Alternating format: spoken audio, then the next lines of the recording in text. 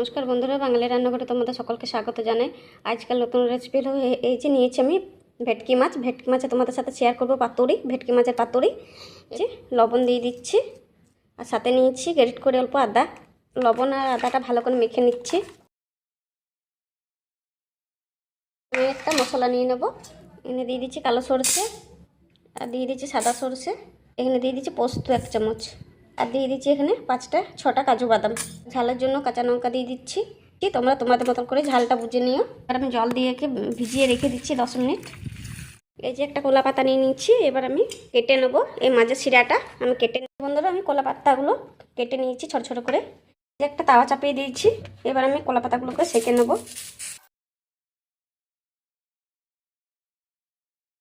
এই যে কলা পাতাগুলো আমার সেঁকানো হয়ে গেছে।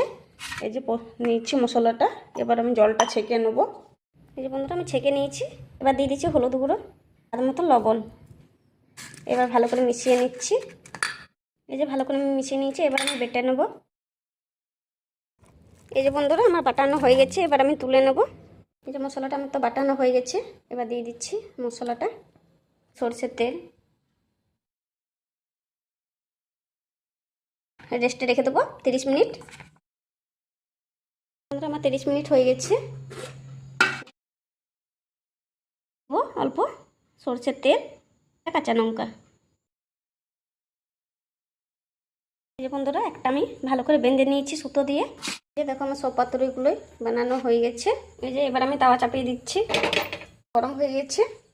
এবার দিয়ে দিচ্ছি সরষের তেল। আমি পাতুরিগুলো ভেজে নেব।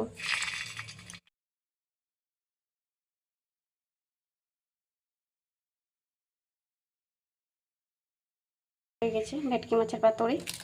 গরম গরম ভাতের সাথে তো বন্ধুরা খেতে তো দারুণ লাগবে। বন্ধুরা এবার আমি গরম গরম ভাতের সাথে খেয়ে দেখে নেবো পাতুরিটা কেমন হয়েছে বলে।